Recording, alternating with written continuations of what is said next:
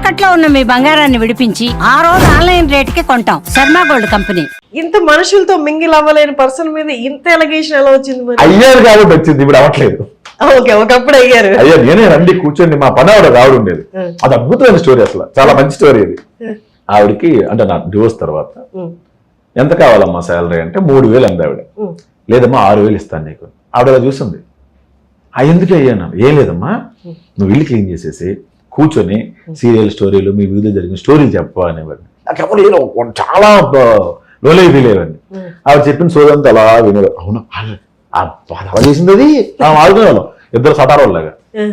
మాట్లాడుకున్న తర్వాత ఆవిడ వెళ్ళిపోయేది. సో ఇంత ఫెసిలిటేట్ చేస్తున్నావు, నాకు ఇంత బాగా మాట్లాడుతుంది నాతో అని చెప్పి అక్క అక్క అని పిలిచేవాడిని. ఆవిడ ఫెసిలిటేషన్, ఆవిడకి ఇచ్చిన ఫెసిలిటీస్ చూడు. వీక్లీ మటన్ కేజీ కొనిస్తా, వీక్లీ 4 రెక్కలైన సీట్లు సినిమా ఫ్యామిలీ అందరికి నేనే టికెట్లు తీస్తా. ఇది వీక్లీ అంటే వీక్లీ ఒక మటన్ కేజీ 4 టికెట్లు సినిమా ఇంటికి పట్టుకెళ్ళడానికి ఆవిడ పట్టుకెళ్ళిపోతుంది. సినిమా నలుగురికి ఫ్యామిలీ అందరికి. ఇలా ప్రతి వారం జరిగేది. మంత్ అయిన తర్వాత నేనే బియ్యం, అది కావాల్సిన సరుకులు అన్ని కూడా వెళ్ళి కార్డ్స్ వ్యాపస్ ఇచ్చేవన్నీ తీసుకునేది ఆవిడ. ఇది కాకుండా 6,000 రూపాయలు శాలరీ. ఇప్పుడు ఆవిడ ఎంత బాగా చూసుకోవాలి?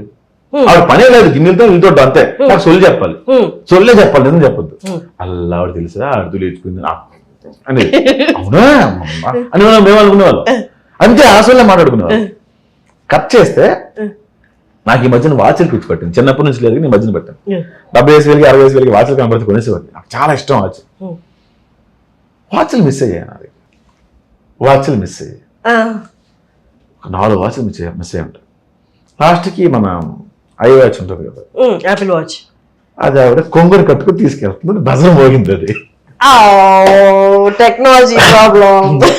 దొరికేసింది ఆవిడ. ఇటు రాక అని చెప్పి తీసారు.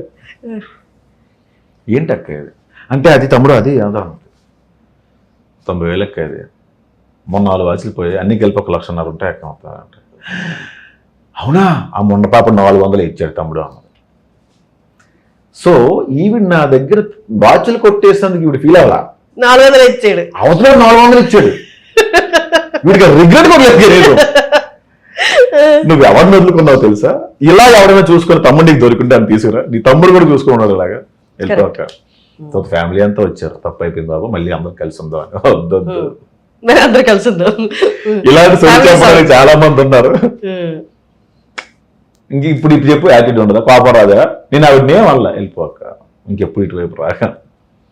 ఇప్పుడు ఏం చేయాలి ఆవిడ? నేను బాగా పడుతున్నాయి అనుకో, అది వైరల్ అయింది ఎగ్జామ్ అంటే. పని మనుషులు కదా, మనిషిలా గౌరవించడం నేర్చుకోరా ప్రసాద్ అని కింద కమెంట్ వస్తుంది. అంటే బాగా గట్టిగానే పడుతున్నాయి మీకు, నార్మల్ దెబ్బలు కాదు, పడిన చిన్న చిన్న. నేను చాలా త్వరగా మనిషిని నమ్మేస్తా. కళ్యాణం కంపెనీలో డైలాగ్ ఉంటుంది, రెడ్డి గారికి ప్రసాద్ ఎందుకని మీకు అంత ప్రాబ్లం ఏంటండి అంటే, వాడితో ప్రాబ్లం వాడితో కలిసి ఉండడం. మరి ఎందుకు కలిసి ఉన్నారు అంటే, పొరపాటును తిన్నావా అని అడిగాను, బాగున్నావా అని అడిగాను అంటే కలిసిపోయారు.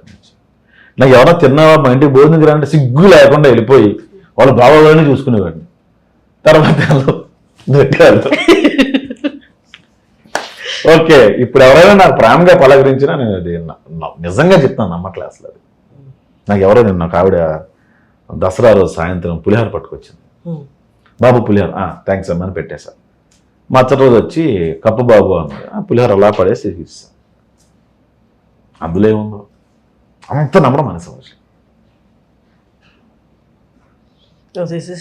Serious stage. They made me. నన్ను ఇలా తయారు చేశారు, నన్ను ఇలాగే నన్ను తయారు చేశారు. సో అప్పటి నుంచి ఇంకా బ్రేక్ ఇది ట్రై చేశాను. ఎక్కడికి వెళ్ళినా మనశ్శాంతి కోసం అక్కడ కూడా ఉండేది నువ్వే హర్ష, నువ్వు మారాలి, ప్లేస్ కాదు. అప్పుడు అర్థమైంది, ఓకే అందుకే ఎక్స్పెక్టేషన్స్ ఉండకూడదు, పని చేసుకుందాం.